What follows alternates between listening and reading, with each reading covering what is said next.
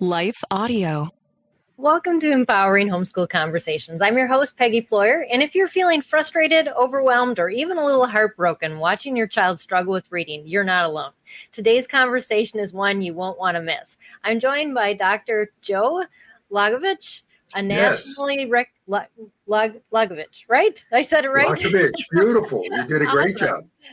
A nationally recognized reading researcher and the creator of the incredible Failure-Free Learning Program. With over 35 years of research, 9 published studies, and millions of hours helping students just like yours, Dr. Joe is here to share real hope and real strategies for parents whose children are still waiting for that breakthrough moment with reading. Together, we're going to talk about why traditional methods often fail struggling readers, how you can accelerate your child's vocabulary, comprehension, and fluency, and practical things you can do right now at your kitchen table to unlock your child's potential.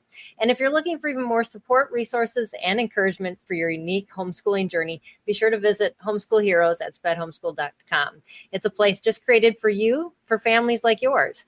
Get ready for the encouraging and practical conversation that's just might change the way your child sees reading and themselves. Let's welcome Dr. Joe to the show. Welcome.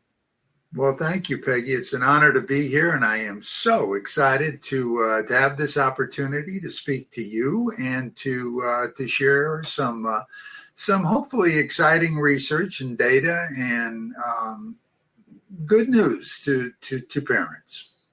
That's great, because our parents need so much encouragement and hope, because I think they often look at all the things that they wish their child was succeeding at. And it can get really, really hard. I remember my oldest didn't read till he was 12.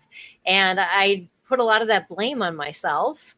And when he was ready, boy, he was ready. He was reading at a college level the next year. Absolutely. But it just took him a while. So I would love for you to start by sharing just a little bit of your background and the passion that led you to create your program and do the research that you do. Well, Peggy, it's as I said, I am excited to be here, and I'm here for good news, not for bad news. And so let me just give you a brief background. I'm a former classroom teacher, university professor, school psychologist, special ed director. I was fortunate at one time to have a national radio talk show host called The Reading Show with Dr. Joe. I've got well over a dozen published articles, and I've clocked close to 2 million hours of direct instruction with chronically struggling students. And, you know, you being from the Southwest and in the greater Texas, Oklahoma area, I know you're familiar with a pillar, a comedian in the 1930s by the name of Will Rogers. Mm-hmm. And Will was famous because he had a phrase that everyone knew, and that was, "I never met a man I didn't like." And I thought that was great, but he had one that's even better, and I want to share with the audience. And that is, as we go through this, I want you to remember this: it ain't bragging if you done it. It ain't bragging if you done it. So we're not talking pie in the sky. We're not talking, wouldn't it be great if we could? We're talking about woulda, coulda, shoulda done it.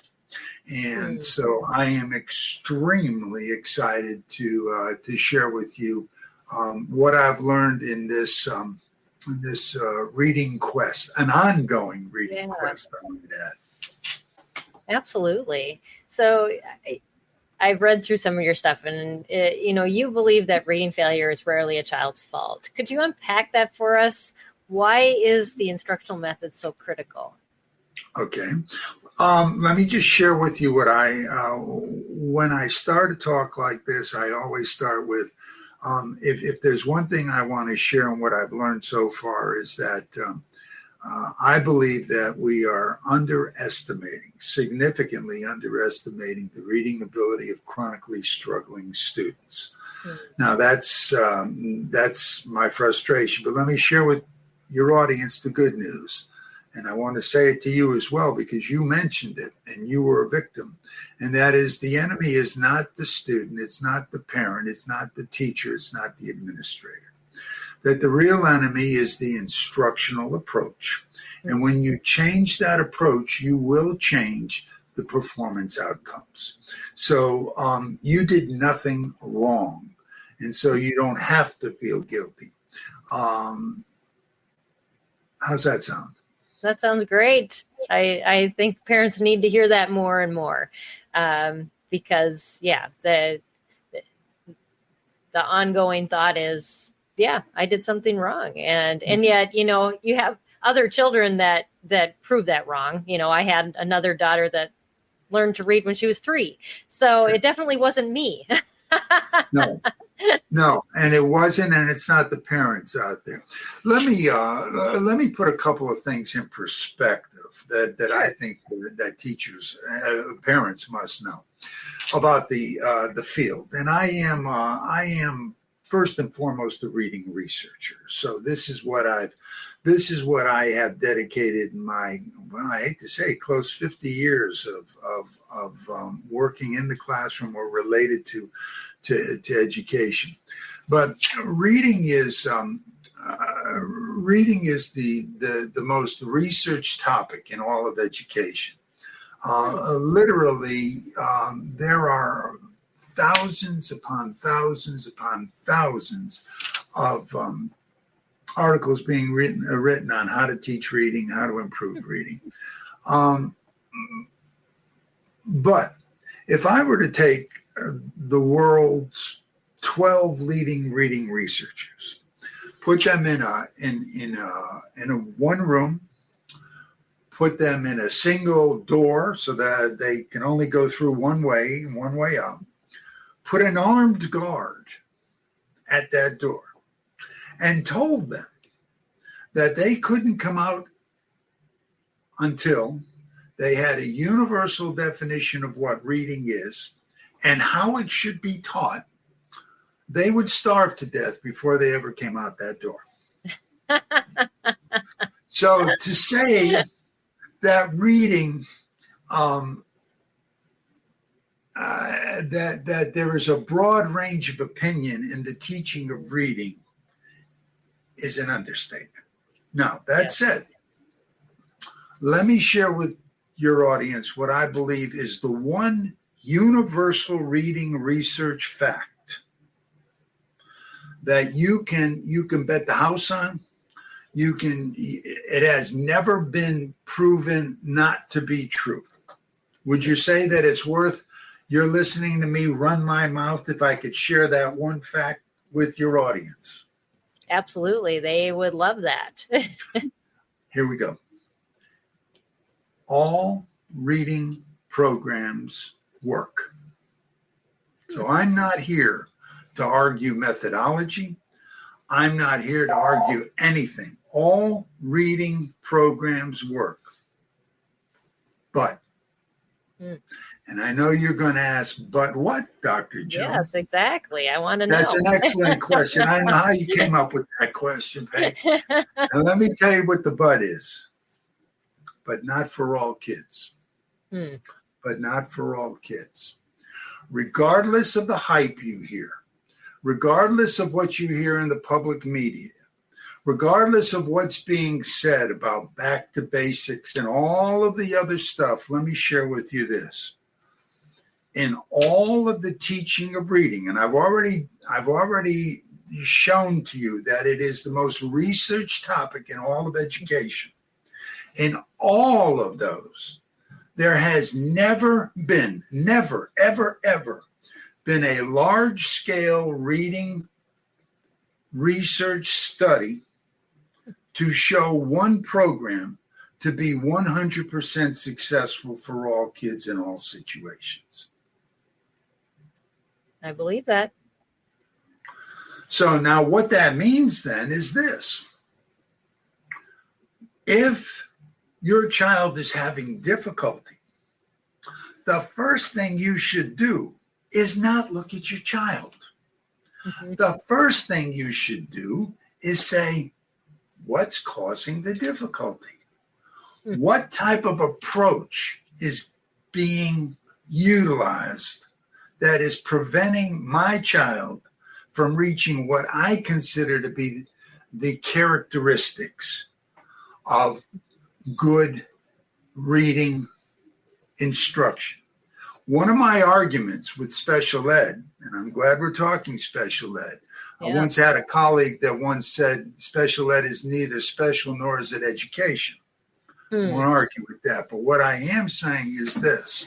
Many, many, many times what we have is a situation where we're blaming the victim.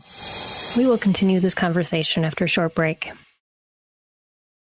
Hey there, parents. Are you tired of the babysitter search struggle? Look no further. Welcome to KingdomCareSitters.com, where Christian families connect with like-minded sitters who share their faith. I was searching for a reliable sitter who understands our faith and family dynamics. With KingdomCareSitters.com, I found the perfect match. And guess what?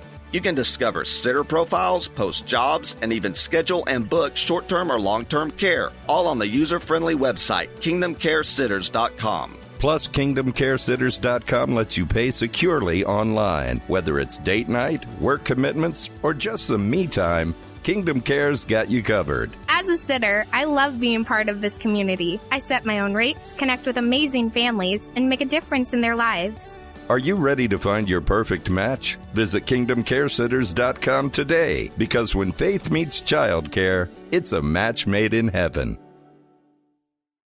For some of us, personal finances aren't just personal. They include loved ones, neighbors, the communities we call home, and the causes we hold in our hearts. At Thrivent, planning your finances is bigger than just money. We help you put your plans into motion and faith into action so you can do more for the ones in your heart. Because sometimes all you need to make a difference is someone to help you make it happen. Thrivent, where money means more. Connect with us at Thrivent.com.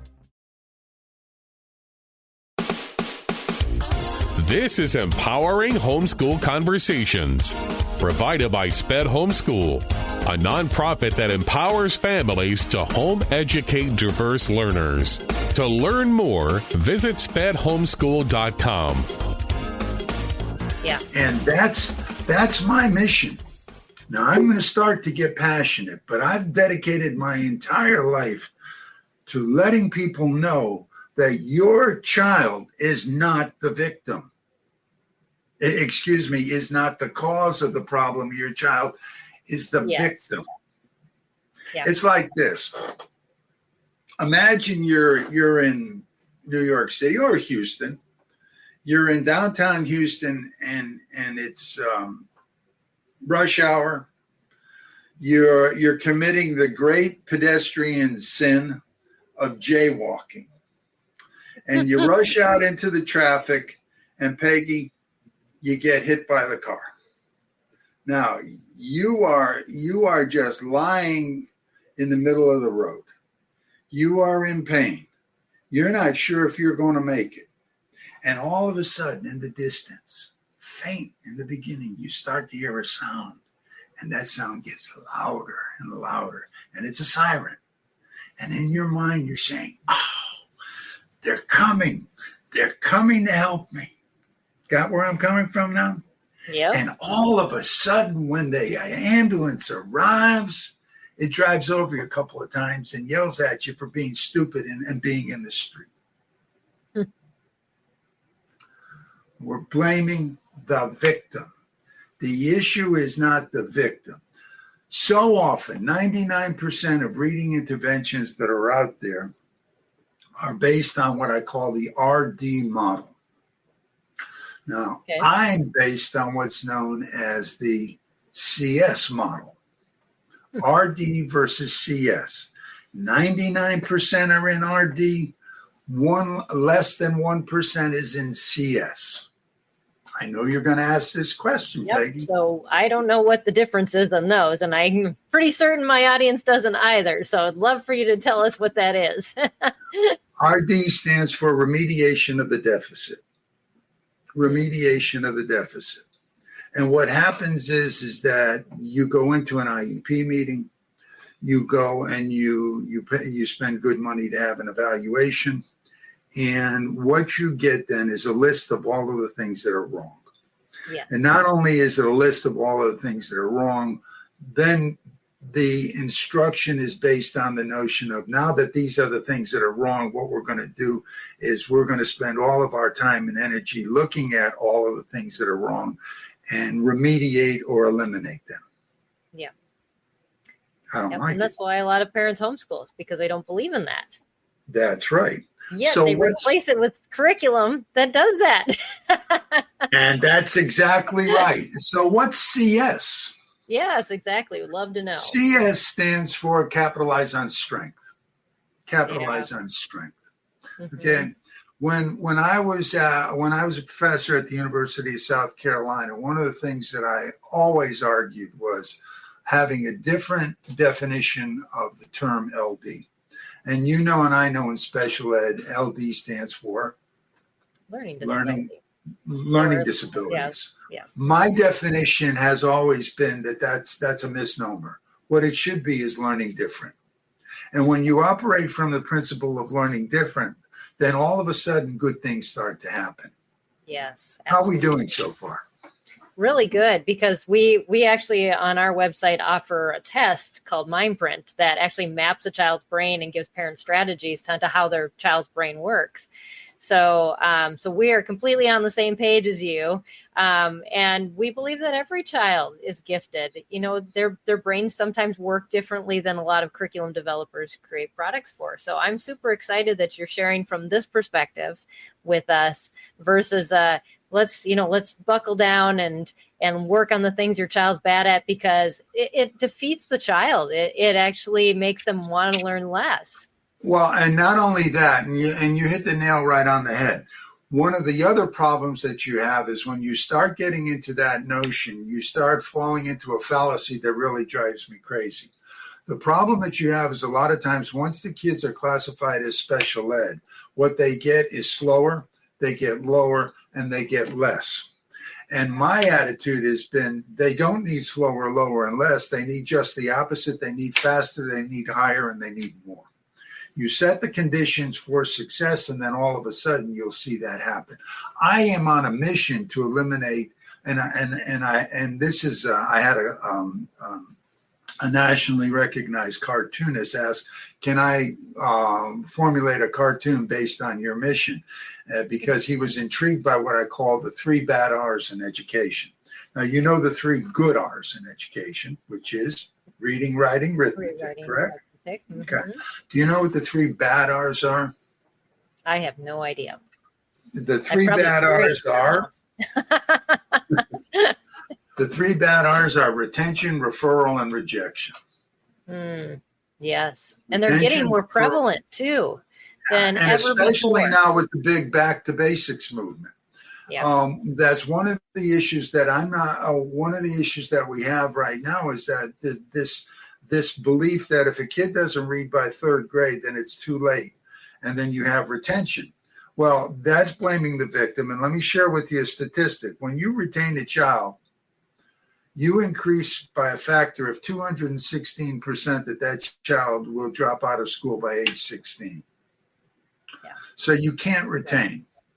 Yeah. You have to look at accommodations. So what you have to do is you have to look at what's not working, and then what can we do to supplant that with something that does work. So one of the things, and that's one of the reasons why I call my program Failure Free. I started Failure Free Reading because I was on a mission, and I did the research, and at that time my wife and I had 3 children under the age of 10. I had just quit my job as a special ed director in the greater North Carolina area. We had like $700 to our name. But it was when desktop publishing finally started to come in and you could start doing things that you couldn't do before. Right. And so I went out there and I started selling my failure-free, ugly print black and white material. There's no other way to describe it, because I was really selling the methodology. So I would call a school district, and in sales, the name of the technique is cold call. They don't know you, you don't know them, and you're lucky if you get them. But I would call a building principal when I started, and I'd say, my name's Dr. Joe Lockavitch, and I would like to come out and I would like to do a live demonstration at your school with the student, but I'll only do it under 2 conditions. Well, that intrigued them. And they said, well, what's the 2 conditions? The first one I said is I'll only work with the worst kid you got. Well, now that really got me. Oh, yeah, exactly. And then they said, well, what's the second condition? And I said, well, if you don't see a dramatic change in confidence, comprehension, and expressive fluency within a 30-minute period, I'll walk out the door and you'll never hear from me again. When are you coming? And then I'm going. And I've done this statement, the questions, and I have been I have been in places from maximum security prisons to inner city schools to rural schools. Peggy, I have been to places I never want to go back to as long as I live. But we will continue this conversation after a short break. Hey there, parents. Are you tired of the babysitter search struggle? Look no further. Welcome to KingdomCareSitters.com, where Christian families connect with like-minded sitters who share their faith. I was searching for a reliable sitter who understands our faith and family dynamics. With KingdomCareSitters.com, I found the perfect match. And guess what? You can discover sitter profiles, post jobs, and even schedule and book short-term or long-term care, all on the user-friendly website, KingdomCareSitters.com. Plus, KingdomCareSitters.com lets you pay securely online. Whether it's date night, work commitments, or just some me time, Kingdom Care's got you covered. As a sitter, I love being part of this community. I set my own rates, connect with amazing families, and make a difference in their lives. Are you ready to find your perfect match? Visit KingdomCareSitters.com today, because when faith meets childcare, it's a match made in heaven. For some of us, personal finances aren't just personal. They include loved ones, neighbors, the communities we call home, and the causes we hold in our hearts. At Thrivent, planning your finances is bigger than just money.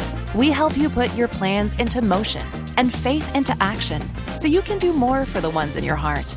Because sometimes all you need to make a difference is someone to help you make it happen. Thrivent, where money means more. Connect with us at Thrivent.com. This is Empowering Homeschool Conversations, provided by SPED Homeschool, a nonprofit that empowers families to home educate diverse learners. To learn more, visit spedhomeschool.com. But I have never, ever, ever fulfilled left not fulfilling those 2 conditions. So I'll give you an example. I get a call from I love that. I get a call from the assistant superintendent of special education, Bronx, New York. And he says, I heard about this claim that you made, and I'm going to call you on it. He said, you willing to come up to New York and do it? I said, okay, I'll be there next week. So I get on a plane. Fortunately, the days of having to get in a plane are over, thanks to what we're doing right now. But at that time, you didn't. You had to go. You either drove or you flew or you were on a train. Mm-hmm. So I go in there and I'm going to a high school metal detector. I mean, it was South Bronx. It looked like war-torn Europe. There's just no other way to describe it. And they bring me. I'm sitting there with the assistant superintendent and his 3 associates, and they say, "We're bringing in Raul." Okay, tell me about Raul. Well, he started in special ed with us when he's 6th grade. He was a virtual non-reader. He's African American, Latino, and he's been with us for 3 years.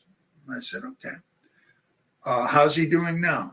Now, he's been with intensive remediation, 3 years, full IEP, came in as a non-reader. Guess where he is 3 years later, Peggy? same place. Non-reader. So they bring him in. And he comes in, handsome young man. We're sitting there. And I said, "You're not in trouble." Well, that was good. I said, "I just developed a reading approach, and I'll explain that later on to your audience, what it is and why it works." But I said, and all I want to do is to have you try it out. Tell me what you think about it. You either like it or you don't like it, but that's why I'm here. He said, "Okay, I'll do that." So one of the things that I always do, and one of my beliefs is that all students should be pushed to their level. So I look at them and I'm using the methodology. I'm talking for a few minutes, but I put down a passage and I put down critical vocabulary in that passage, Peggy, and I go to him and I say, "Do you know this word?" He says, "No." "Do you know this word?" "No." "Do you know this word, this word?" He said, "No, no, no, and no." I said, "Well, look at this passage. Is it too easy, too hard, or just right?" He says, "Too hard, man. I can't do that." Okay. So now he's a ninth grader and he's already set the conditions. He can't do it. So we go through the methodology. But before we go through the methodology, I'm looking at the assistant superintendent and his 3 colleagues who are also looking at the 5 words and the passage. And I can see in their eyes, and their eyes, they're basically saying, we've invited a madman here. We're going to have to call security, because there's no way on the face of this planet that this kid's going to know these words and read that passage in a 30-minute period. This guy's a nut, and you made a mistake.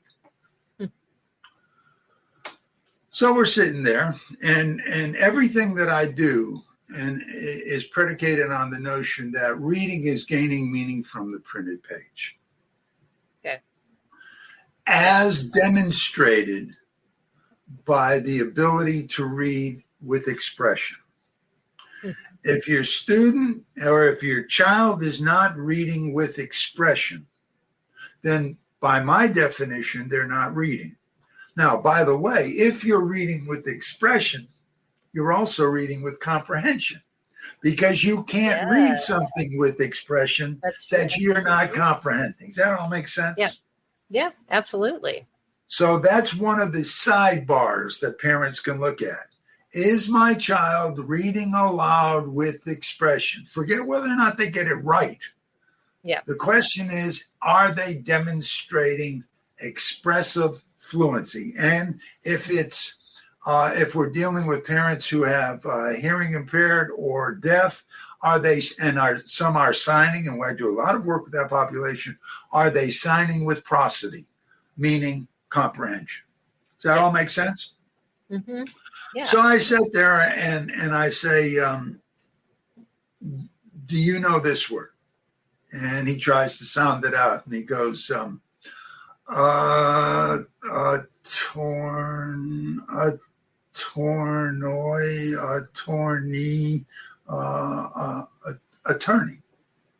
Oh, attorney. Do you know what the word means? No. Have you ever heard it before? No, not really. Okay. Now, do you know, and has any of your friends ever gotten in trouble with the law? Oh, yeah.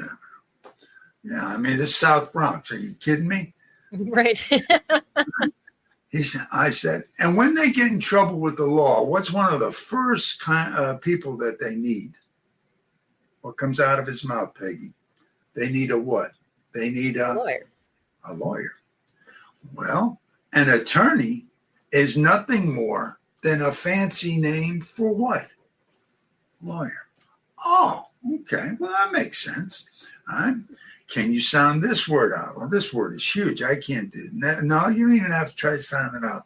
The words acquaintance. Can you say acquaintance? Acquaintance.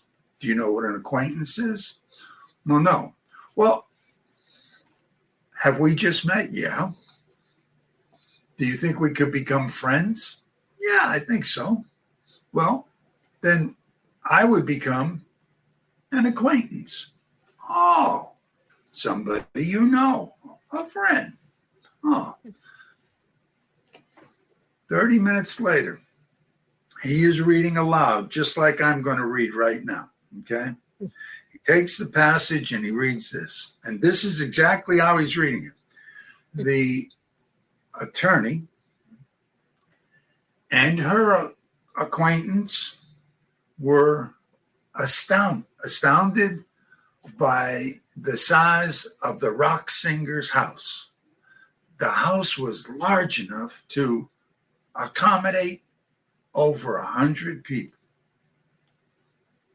I say, too easy, too hard, just right. He says, too easy. I said, wait a minute. Wait a minute. Who just told me 15 minutes before that this was too hard? Who took it from too hard to too easy in under 15 minutes? And he looks at me, Peggy, and he says, I did. I said, you're right. Now, here's where it starts getting sad, but your parents will relate to this too. Next thing I ask him is this. What grade are you in? He says 9th. I said, what grade level do you think this material is? He says, 5th. So the first thing he does is drop it down how many grades? Yeah, 4, because he's been told that that's where he's at, I bet. So now I say to him, Peggy, I say, no, it's not. I said, try it again. You know what he says this time? 4th. Take it down. Mm-hmm. Try it again. 3rd. I stop him now at 3rd. I said, nah, you're going the wrong direction. And all of a sudden, you see just a subtle movement in his jaw. He says, 6th? I said, no, go higher. Now all of a sudden, he's getting a little bit straighter. 7th? I said, no, higher. 8th? No, higher. 9th? I said, 9th, 10th. I said, how's it feel to read 9th, 10th? And the kid that left that room was not the kid that came into that room. Oh, and when I created this program, I created it as first and foremost a reading attitude adjustment program. Yeah. Because our kids are beating the hell out of each other and out of themselves. And the only way you're going to snap that is by giving them faster, giving them higher, and giving them more, because they're their own worst critics. Yeah. So you have to prove it to them. Yes. Yeah. How am I doing? A little while, I'm going to get passionate. No. That's really good. And it's a good story to just give parents hope, because I think we think our child is so bad off. And yet I think a lot of our listeners, their kids aren't even to that point yet, to that 9th grade, 10th grade. They're maybe struggling in 2nd or 3rd. Absolutely. And there's so let me share with you what my research has found. Yeah, in my book, which I'm getting ready to rewrite, and my white paper I'm doing as we speak, but I wrote it 20 some odd years ago, and it is as viable today as it was then. And I call the book The Failure-Free Methodology, New Hope for Non-Readers. And what I basically said, and what my research has found, is that there are 3 characteristics of non-readers. And for lack of better terms, I said that they were PD, they were ED, and they were LD. LD doesn't mean learning disabled, and ED doesn't mean emotionally disturbed. Although when I was first started teaching, I was the teacher of the emotionally disturbed teacher. Some people still think I'm emotionally disturbed, but that's a whole different ballgame.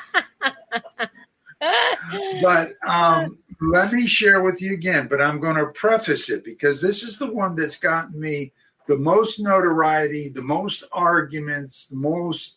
For some people, it's the characteristic that literally, Peggy, makes the hair stand up on the back of some people, especially those in special ed and a lot of practitioners.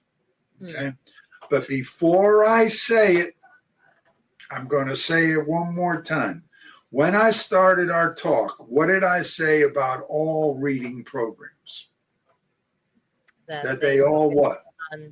They focus on the reading and the R&D. But I also said in terms of value, they all work. Correct? Correct. Yeah.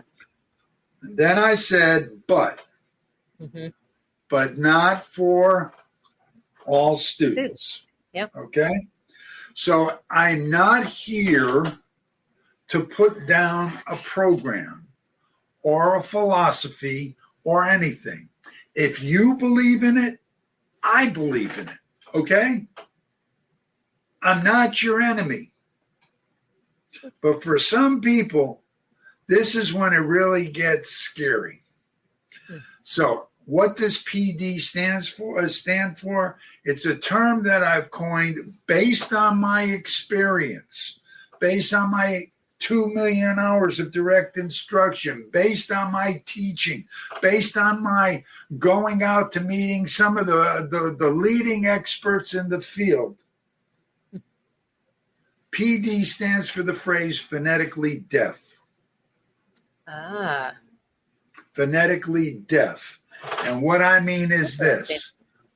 There are some kids out there that if you dedicated the next 120 waking years of your professional life, they still aren't going to hear and And you go at, and they go at.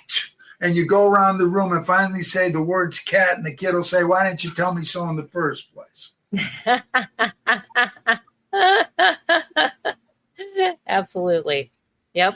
You see, there's a misnomer out there, and the belief is that it's this whole issue with this back to basics movement. The back to basics movement is the reason why you didn't do this, you never got phonics. Well, you got a lot of kids. Let me share with you the research. There's the illusion and there's the reality. When you start looking at chronically struggling kids, which is my population, okay? I'm working with the kids who are in the bottom 10 percentile. I'm working for special ed, limited English speakers, you name it. When you look at those kids, what they find is this. You ready for this? You find that 70% of those kids, especially when they're in grades 3, 4, 5, and higher, 70%. Now that's greater than half, right? Oh, yeah. 70% of those kids had adequate basic decoding skills. Yep, I believe that. And what they found were 30% of those kids were good decoders with poor comprehension. 40% of those kids were strong decoders, but very, very slow readers. Yeah. 17% couldn't do it well. And 9% had significant poor word recognition through decode. Now, am I antiphonic? No, but I am antiphonic first for some kids. If you're a parent of a deaf, or if you look at deaf kids, one of the things, look, I'm going to teach you how to ride a bike one of two ways, okay? Mm-hmm. Both ways are equally effective. So I'm not here to tell you one way other than the other. But they're two totally different ways of achieving the end. And what's the end? Riding the bike. Riding the bike. Yep. That's our goal. Okay? It's Saturday morning, and we're going to the garage, and I'm going to lay every bike part out on the garage floor, and I'm going to start to drill you, Peggy, in wheels, spokes, handlebars, gears, brake pedals. And Peggy, I don't care if it's an hour. I don't care if it's a day. I don't care if it's a week, a month, a year. You ain't getting on that damn bike until you tell me about wheels, spokes, handlebars, gears, brake pedals. I got a question to ask Peggy. Is there another way that I could teach you how to ride that bike? Just to get on it. Get on it. And once you get on it, and once you feel what it feels like to ride that bike, I'm going to quickly tell you about handlebars, gears, and brake pedals. Yep. The first is a skills approach. The second is a process approach. My methodology and my approach is process oriented. I get them on the bike immediately. I get them to experience what it feels like to read with meaning from the first, and I'm not saying it, again, I'm going back to ain't bragging if you've done it, from first day. And we do it through an approach in which we use comprehensible text. And let me also share with you, we use, and my program is based on the notion called VPR. And VPR is a new acronym, and it stands for Visual Pattern Recognition. Have you ever heard of that? Yeah, I have. Okay, and what that means, and I want your audience to understand this, that visual pattern recognition is an innate ability. We're born with it. Yeah. We don't create it. We're born with it. It's an innate brain-based ability in which the brain makes sense out of what it sees visually. Mm-hmm. It actively seeks recurring patterns. And the more recurring the pattern, the more it recognizes it. Yeah. A sight word is a pattern. Yes. Mm-hmm. A phrase is a pattern.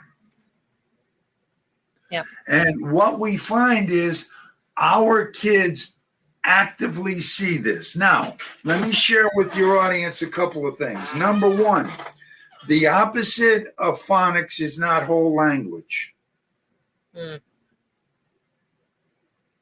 Whole language and phonics are just like skills of riding the damn bike. They're two different things, and they have strengths and they have minuses. Yep. Pluses and minuses. The opposite of that also is not flashcards. Because what you get when you utilize flashcards is what's known in the trade as a splinter skill. Are you familiar with that term?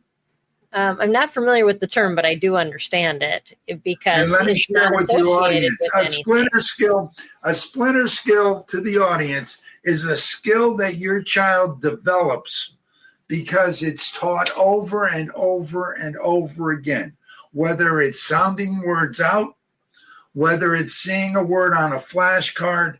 What you'll find in splinter skill is that when you ask them to do that specific skill, they can do it. Right. But they can't generalize it. So what you have is a situation where they can do a whole stack of flashcards and then see the same word within the passage and they don't recognize it. Yeah, that's a splinter skill. Mm-hmm. And the same holds true for sounding out. And just like you have kids who have flashcard stack splinter skill, you have other kids who you put a passage in front of them. They can sound the words out with 95, 100% accuracy. So they get it all correct. You follow me? Yep. But you watch them as they're doing it. They're reading aloud. They don't pause at commas. Mm-hmm. They don't stop at periods. They read with a monotone, expressionless voice. Yep. They get all the words right. And then when it's done, you look them dead in the eye and you ask them, what did you read? And they look you back and they say, I don't know, beats me. Yep. Because they're thinking that reading is getting the words right as opposed to gaining meaning from the printed page. Right. Exactly. Now, let me give your parents 3 words. Okay. Reading is relating. Reading is relating. You cannot read for meaning something you cannot relate to. Yes. So if your child can't relate to it, they can't read it for meaning. And your job then as a parent is to ask this question, why can't they relate to it? And what can I do as a parent to help them to relate to that concept so that then when we read it, they'll understand it? Is this helpful? Right. Yes, exactly. Because the words on the page don't mean anything unless they are comprehending and they're internalizing it, because they're going to forget it very quickly unless they know what they're reading about. You can't retain something that you have no background knowledge or something to hook it to in your brain. And Peggy, that's why I love talking with you, because you've automatically triggered ED. Now, PD is phonetically deaf. ED is environmentally denied. And what you just said is exactly what we're talking about. Reading is relating. You have kids that are coming into classrooms and reading material with a significant deficiency in general background knowledge, or you have a lot of kids who are coming into the classroom where English is the second language, so they're coming in with pronounced cultural deficiency because they have not experienced what first generation English only students experience. Does that make sense? It does, because I used a Singapore-based math program for my middle child, and they talked about prawns, and he turned and looked at me and he goes, I can't get this math problem. I have no idea what that is. And I changed it. I said, okay, let's take this many superheroes and this, and he got the math problem instantly because he could relate to it. And so, yes, it's just that simple. Is giving them. Let's continue because we're doing beautifully. Is this helpful? Yeah. Mm-hmm. Yeah, absolutely. Okay. And what's the third characteristic? LD. And LD doesn't stand for learning disabled. It doesn't stand for learning different. LD stands for language deprived or language denied. Oh, yes. There's a lot. Now, I'm going to give your parents and to give them a one word secret to dramatically elevating the reading comprehension of their child, regardless of grade level, regardless of anything. Would you say it's worth, again, listening to me run my mouth if I can give your parent that one word secret? Absolutely. Everything you've had to say is nuggets of gold. So keep going. Are you ready? Here we go. This is the key. This is what I've done. By the way, I'm married for 43 years with a very tired looking woman who is still going to get rid of me. We have 5 children. Those 5 children gave us 14 grandchildren. They all live within 5 miles of our house. We found that the biggest misnomer out there is that stupid phrase, empty nester. We have no idea what that means. But from the day we first found out 43 years ago, when my wife found out that she was pregnant with Tess, I capitalized on this one word secret. And I taught it to my kids, and my kids teach it to their kids. You ready? Yep. Vocabulary. Yes. Vocabulary, vocabulary, vocabulary. Now, let me share with this. This is not just a secret to success in school and comprehension. It's a secret in life. Yeah, it absolutely is. Let me ask you this question. And you said that you have an assessment test that you share with parents, which is great. And I have an assessment. I call it a reading attitude assessment, where it's a quick online assessment to see how your child feels about reading and how they think. That's awesome. It's fun.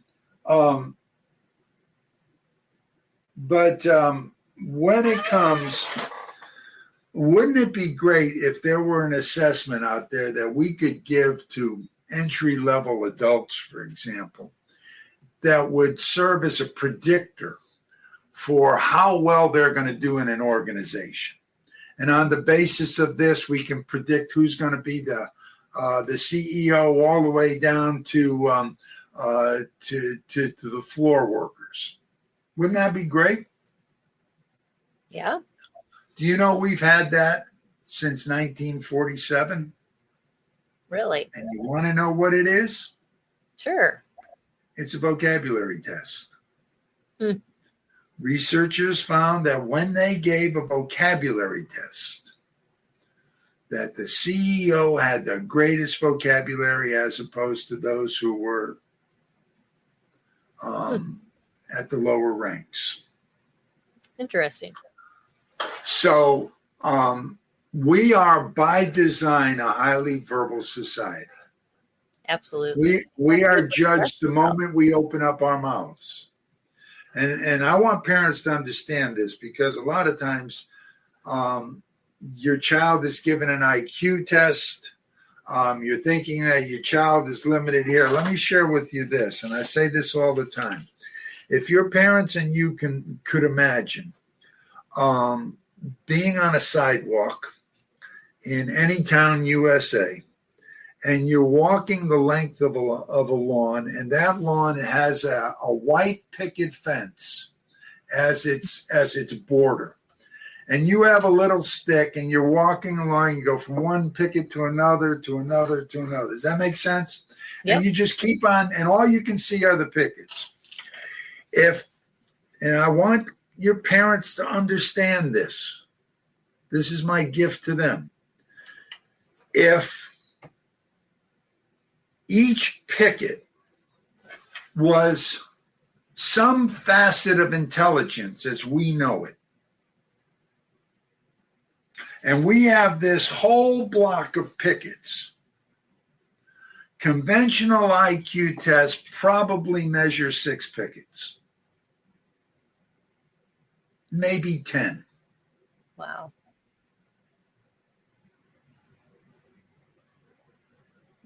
We're beating ourselves up and beating our kids up. Do you know, I'll give you an example. I'm going to date myself, and I'm doing it for impact. And this has been a long time since I've said this, and I do not mean it in a condescending way, and I don't mean it as a slur, but I'm trying to show you to illustrate a point.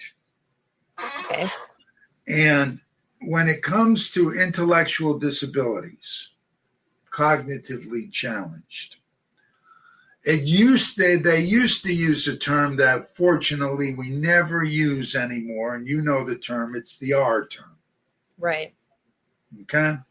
Yep. Now, do you know that when I first started teaching many, many years ago, in the trade, they talked about the 6-hour R. Have you ever heard that? And I'm not going to. I haven't heard that at all. Okay. And do you know what they were saying there? The kid was only R the 6 hours he was in school. Interesting. You take him outside of school, and he was making money, selling things, doing whatever he was.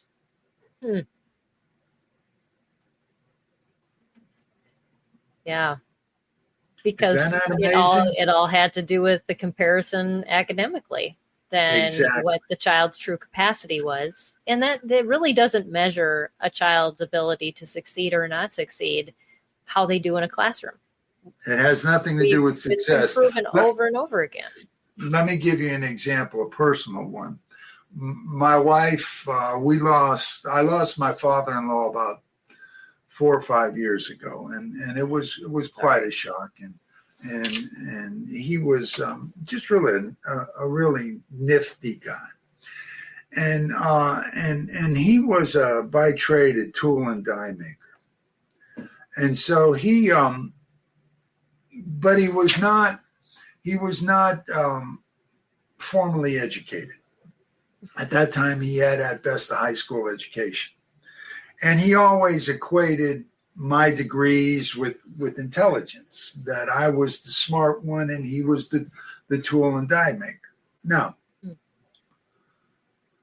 So I asked him one day, and I'll never forget this. I said, Frank, man, I mean, tool and die, when you have to make that die, he says, oh, yeah, you've got to make it to specific specifications. You have to be, that thing's got to run on that machine for a million times. You can't lose anything. It's got to be within 1/10,000th of whatever it is. And I said, and you created these things? He said, oh, yeah, that was easy. I said, now, wait a minute. How'd you do it? He said, oh, it's easy. He said, they tell me what they needed, what the specifications of the die, what it had to look like, its appearance and everything. And he said, then I'd go to sleep. I'd go to bed that night. And in my mind, I would blow that. And now remember, we're talking about something that fits in the palm of your hand. Right. All right. He said, I would blow that die up in my mind to where it was 30 stories high. And then I would just walk around inside the die and go up and down the different flights of stairs until I knew how to create it. I said, what? Wow, that's fascinating. Yeah. You did what? Okay. Now, I'm sitting with the man who, in my opinion, in the world of nonverbal intelligence, is a freaking genius. Right. And he's beating himself up in his life because he had a limited vocabulary and thought he wasn't as smart as the other guys. Makes no sense. Yeah. Let me continue. So, what else did I find? And this is for the parents and for you. This is Frida Eber's work. She's a tremendous researcher out at the University of California, and she said text, T-E-X-T, text, the print, does matter in the teaching of reading. And what she found was that, and what I found, and that's why one of the unique features of Failure Free is that we have pioneered not only visual pattern learning, visual pattern recognition through serial learning, but we have also patterned through the utilization of comprehensible text. Comprehensible text. Now, let me share with you what I mean by that, and to parents as well. And this is really important to the parents. What my research has found is that traditional text, the way most people write, carries with it what I call reading comprehension roadblocks for our kids. It prevents them to be able to easily understand it because there are roadblocks that the writer used in a normal, typical situation that is not easy for our kids to relate to. So what are the roadblocks to reading comprehension? Yeah. Uncommon names, dates, and places. Mm-hmm. Yep. Figurative speech. Oh, absolutely. Yes. Idiomatic expression. Mm-hmm. Abundant use of pronouns. Yes. Awkward sentence structure. Mm-hmm. And here's the biggest one: inappropriate or not enough repetition. And I want to share this. What my research has found as well, and Chuck Hargis, University of Tennessee, he did work. He found that as the literacy level of kids decrease, the need for this particular skill proportionately increases. And that skill is repetition. Yeah. The lower the ability level, the greater the times they need to see something in order to recognize it independently. Traditional reading material is not repetitious enough for our kids. Yeah, I believe that. Especially with the back to basics movement. where they're saying we're only going to show the kid the word once. They either sound it out or they don't. And let me also share one more thing to your parents too. Again, I go back to the notion of it ain't bragging if you've done it, but you also have to look at research. Okay. I'm going to give you a research-based, viable alternative, and that's all I'm providing is alternative to a phonics-based instructional approach. Are you ready for this? Yep. No, I'll tell you what. I'm going to give you 2 words, and you're going to give me the third. Okay. Okay? Dick and Jane. Dick and Jane. Are you ready for this? Mm-hmm. It is probably, would you say 50 million is a pretty good number? Oh, yeah. Is it big? Lots? Yeah, Okay. especially when you're talking about people, maybe. 50 million people. You ready? Yep. We're taught to learn to read through Dick and Jane. Mm-hmm. They learn to read with expression. They learn to read with comprehension. They learn to read with confidence. They learn to read with pleasure. Would you agree? Yeah, absolutely. It was Ready for relatable. this? And You ready for this? Yeah. Mm-hmm. Let me ask this question. You're doing real well, Peggy.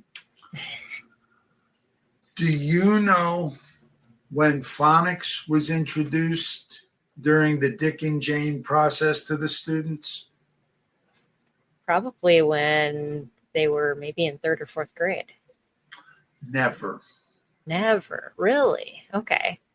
I just know that when I started reading in the mid-70s, that they started a whole word. And that made it even more confusing. So what am I saying? I'm saying that there are viable alternatives. Mm-hmm. So if your kid isn't doing well on this path, there is an alternative path available to them.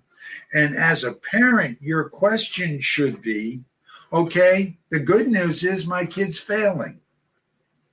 And it's good news because now I know one way that doesn't work. Right. Exactly. Now, what's happening in schools is just the opposite. Mm-hmm. You get people who say the only way to fly is back to basics. We're going to teach them the basics. When they don't get the basics, then we're going to give them a tiered intervention. We're going to give them some supplemental work. And guess what the supplemental work is? More of the basics. When that doesn't work, then we're going to put them in small group. More of the basics. Then we're going to give them one-on-one of the basics. Now, what happens with that, and where I get angry with that, is it's painfully slow. And then we're going to lose a lot of these kids. Right. Because they are not a necessary condition of learning how to read. Mm-hmm. Yeah. Yeah, absolutely. And yeah, the kids get more and more frustrated, and then they shut down, and they may still physically be there, but mentally they're not anymore. No. So I asked this question: what would happen if we took critical academic vocabulary and put it into a highly structured format, and where we introduce the words and put the words and phrases, the phrases into sentences, sentences into paragraphs, and we taught one page of a story one day, and then continued it the next day and the next day and the next day, and what would happen? And as I said before, as God is my witness, and I know that's a strong statement to make to you and to me as well, as God is my witness, I couldn't find a student or an adult that didn't have an immediate and successful reading experience. Mm. And that's why I called it failure free. That's awesome.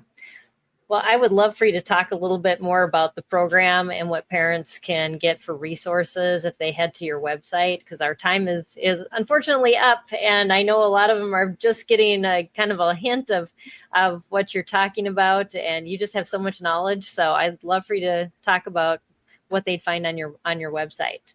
And well, here's the nice thing. There are 3 different programs, and we have a self-pacing, online, multi-sensory format, but also there are scripted lessons. If the parent chooses to teach their child, we use what we call a blended learning philosophy, where we preview the material, we introduce the vocabulary, we read that part of the story to them. It takes about 5 to 10 minutes. Then they go online with exactly the same thing that we were taught. And then there are downloadable PDFs for paper and pencil reinforcement activities.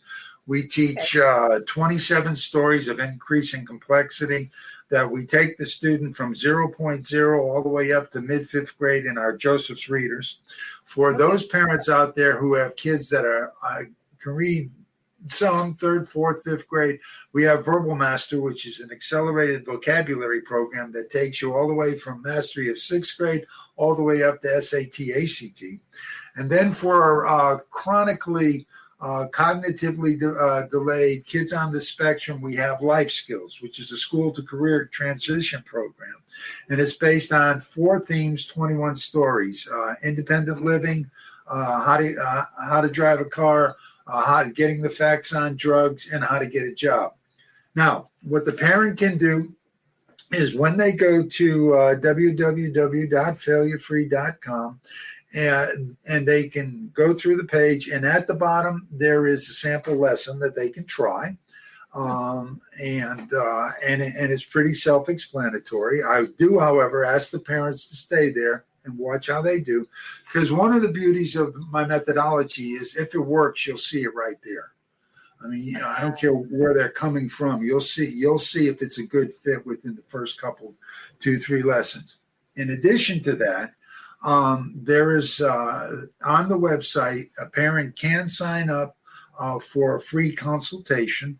I am very willing to talk to them, but I don't want them to waste my time. If they're going to go in there and they want to do it, then let's do it, and we can set up a condition in which we can do it. But don't waste my time by putting your name on there and then not doing it, because my time is valuable.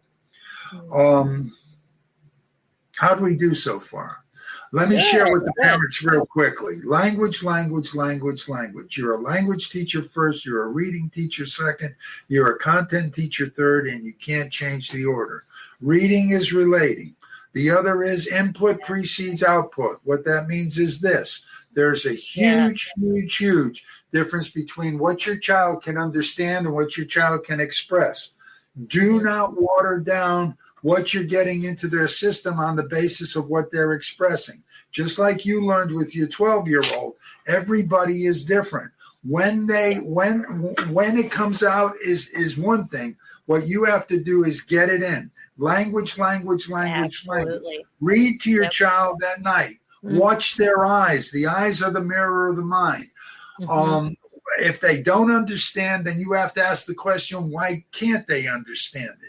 Right. If you want to know if this is suitable for them, read a passage. And if they do understand it, then whether they can read it or you read it aloud is the whole thing. You are a language teacher first. You are a reading teacher second. You are a content teacher third. There is absolutely no reason. And I don't care if your kids are on the spectrum. Now, my goal is to help you to achieve allowing your child or young adult, and if they're Down syndrome, I got a lot of Down syndrome kids that are adults that it's ready for them to learn how to read. Okay, they can go back and read. Life Skills is perfect for them. But the bottom line is, our goal is to allow your child to read for meaning with expression commensurate to their cognitive ability. Okay, and that's important too. So if you've got, God willing, if you've got some kids where you know that they're developmentally delayed, The bad news is they're developmentally delayed. The good news is that they can still have a successful reading experience commensurate to that level. That's very cool. Yeah. So let's have realistic expectations. Yes. And I require, for failure-free to be successful, I require a developmental age of about 5, maybe 6 years old. Okay. Okay. Yeah. If they have a developmental age of 5 to 6 years old, we're cooking. And if a parent is looking for something to actually, if you give me 20 minutes a day and then we do the software, 30 minutes a day, we're seeing, I'll give you one study. We just did a study in North Carolina. Okay. This will wrap it up. Okay. And what we found was we took kids on the North Carolina end of grade reading assessment who were testing below the 10th percentile. And their average percentile score was 6 percentile points. After 30 minutes a day, self-pacing for about 30 days, their post-test was 35 percentile points. Wow. I'm done. Really good. Yeah, no, that's awesome. And so, yeah, I would just encourage all of you to check out Dr. Joe's site. We'll have that link in the show notes, failurefreereadingonline.com. And yeah, check all that out. I'm super excited to just introduce this resource to our families and for just all that you had to share. And even the kind of change in thinking us parents have to make in order to get on the right road to help our kids with reading success. So thank you just for sharing not just your expertise, but your heart for struggling readers and their families. It's really easy for parents to get discouraged, but you've reminded us over and over again that there is a way forward and we just need the right tools and right mindset. So thank you. We're ready to help. I'm here ready to help you. It is an honor to have this opportunity and to share the good news with your parents. Yes, absolutely. Well, thank you. And thank you to all of you for listening. If today's conversation has stirred a new hope in your heart, don't stop there. Be sure to visit Dr. Joe's site at Failure Free Reading Online, as well as come join our community at Homeschool Heroes at spedhomeschool.com, where you can find resources, support, encouragement, and a community that believes in your family's journey. Remember, your child's story isn't written yet, and every step you take today brings them closer to tomorrow's success. Thank you for spending time with us today. And if you're encouraged by this conversation, please subscribe, leave a review, share this episode with another parent who needs a little extra hope. And until next time, keep leaning in, keep believing, and keep empowering your homeschool journey. Take care and God bless. Bye, everybody.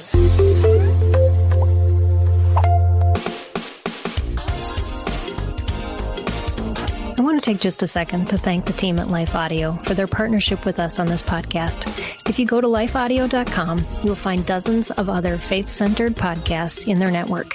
They've got shows about prayer, Bible study, parenting, and more. This has been Empowering Homeschool Conversations. For some of us, personal finances aren't just personal. They include loved ones, neighbors, the communities we call home, and the causes we hold in our hearts. At Thrivent, planning your finances is bigger than just money.